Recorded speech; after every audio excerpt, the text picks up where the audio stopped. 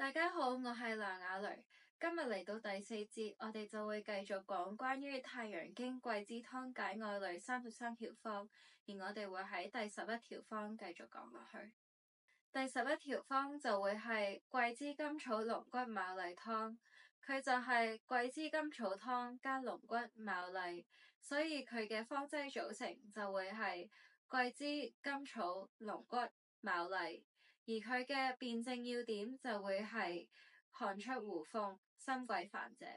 第12條就會係桂枝加龍骨牡蠣湯，佢係桂枝湯加龍骨牡蠣，所以佢嘅方劑組成就會係龍骨牡蠣、桂枝、白芍、生薑、紅棗、炙甘草。而佢嘅辯證要點就會係桂枝湯證，又見津液虛，矜貴不安者。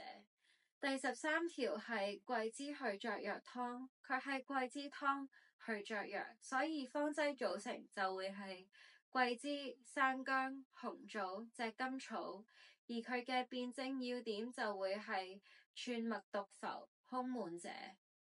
第14條就係桂枝去雀藥加組合湯，佢係桂枝湯去雀藥加組合，所以佢嘅方劑組成就會係組合桂枝、生薑、紅棗、炙甘草，而佢嘅辯證要點就會係外有桂枝湯證，裏有寒飲者。第15條就會係少見中湯，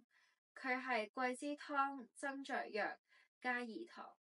所以佢嘅方劑組成就會係饴糖、桂枝、白芍、生薑、紅棗、炙甘草，而佢嘅辯證要點就會係桂枝湯證，有腹痛或者係心悸而不嘔者。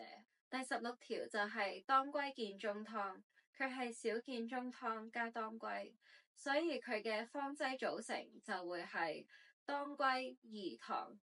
桂枝、白芍、生薑、紅棗、炙甘草，而佢嘅辯證要點就會係少見中湯更見血虛者。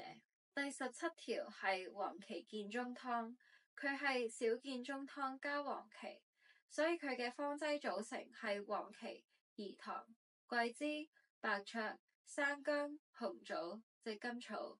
而佢嘅辯證要點就會係裏急腹痛、汗出惡風明顯者。